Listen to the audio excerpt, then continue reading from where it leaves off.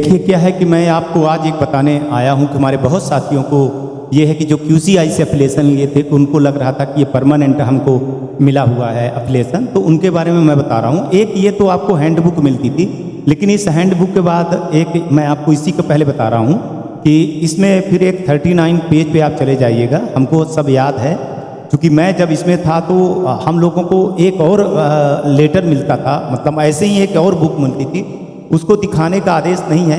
इसमें यह देख लीजिए 2011 के पूरे आदेश की कॉपी लगी हुई है कि कैसे क्या करना है, ठीक है ना। ऐसे ही आपको हर एक चीज़ मैं बताते चला जाता हूँ कि आप ये QCI का वो पूरा आप देख रहे होंगे कि 16 की अपडेट करने की बात है जो 13-14 में हो गई थी, वहाँ से कि 16 में फिर से एक नियम बना था। उस नियम में ये लिखा हुआ इसलिए दिखा रहा हूँ। इसके पुराने वाले में देखेंगे ना आप, वो पुरानी वाली कॉपी आपको देखेंगे तो आपको सब चीज़ें पता चल जाएगी।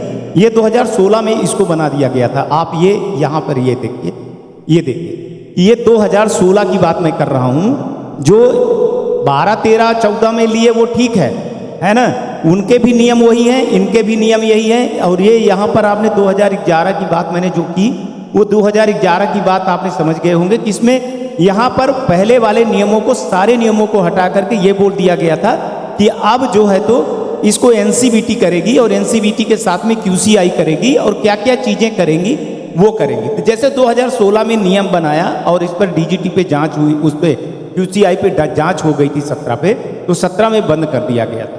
यहाँ हर चीज़ आप लोगों को मैं समझाने आया हूँ और आप इसको समझिएगा, विस्तार से समझिएगा। मैं थोड़ा सा इसके 16 नंबर 39 वाले पेज पे चला आ रहा हूँ, आपको 39 पेज ये बताने की कोशिश कर रहा हूँ मैं। मेरे हिसाब से 39 पे ही था। इसमें हर एक नियम की कॉपी लगी हुई है ना, हर एक नियम की कॉपी लगी है। ये देखिए कैसे काम करती है डेस्कटॉप असेसमेंट, ये सारी चीज़ें। चूँकि बहुत बड़ा कन्फ्यूजन खड़ा हो गया है, कल से जब मैंने बताया है तो लोगों को बार बार फ़ोन आ रहा है, तो मैं आपको क्लियर ही कर दूं, थोड़ा सा इसको क्लियर कर दूं, फिर इसके बाद आगे की चीज़ें बताऊं मैं। हाँ, ये यहाँ पे आ जाइएगा आप, ये 39 पेज कहलाएगा। हाँ, आई थिंक, हाँ 39 पेज पे आ जाएगा, 38, 39 पे। यहाँ एक सर्विलांस का भी किया गया था कि हर साल सर्विलांस होगा। एक साल आपको ITI दे दी जाएगी, बाकी 4 साल जो है तो सर्विलांस में रखी जाएगी, उसकी 20,000 रुपये फीस भी दी जाएगी। यहाँ पर देखिएगा कि पुराने नियमों को शिथिल करते हुए यहाँ पे साफ साफ कह दिए थे कि जो रिन्यूअल है ना ये 5 साल का है, ठीक है। और ऑटोमेटिक ये जो है तो 5वें साल के बाद ये खत्म हो जाएगा, एक्सपायर हो जाएगा, ठीक है।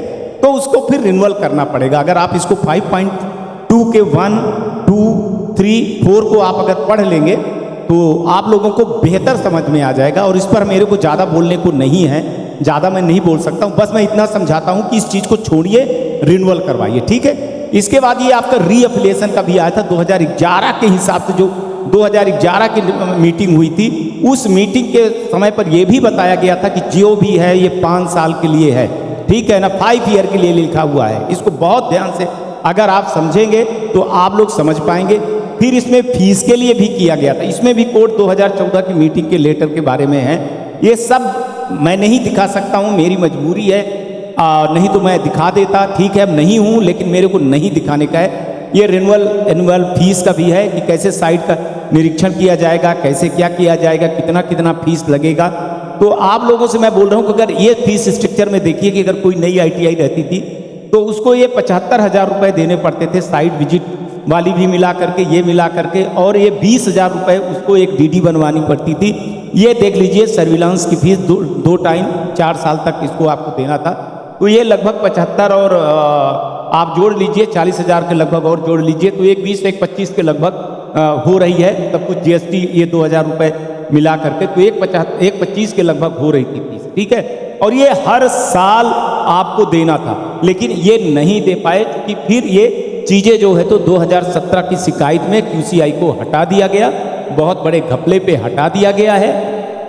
और जो भी ITI हैं आप लोगों को अगर 9 में मिली हैं, 8 में मिली हैं, 7 में मिली हैं, 1952 में मिली हैं, आपको 56 में मिली हैं, सॉरी, सबको 5 साल के लिए ही मान्यता है।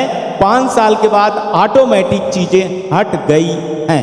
तो ये पुराने लोगों को बता रहा हूँ। इसीलिए जो मैंने कल दिखाया था आपको, इस लेटर पर क्या लिखा है कि जो भी नियम हैं वो नियम हम अभी कब चालू कर रहे हैं, क्या कर रहे हैं, वो नियम के बारे में बोल रहे हैं कि 2018 वाला, ये चौथे नंबर को आप पढ़िए कि अभी जो मैनुअल 2018 वाला है हम उसी को मानेंगे।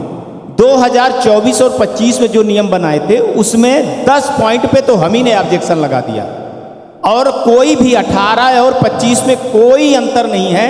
सिर्फ इतना अंतर है कि अभी 1.07 एकड़ जमीन 2018 वाले में था, इस 25 वाले में भी वही था, लेकिन वहां पर थोड़ा सा ये दिया गया था कि आप first floor, second floor, third floor में चले जाते हो तो आपको कम जगह कर दी जाएगी। बाकी कोई चीजें नहीं है।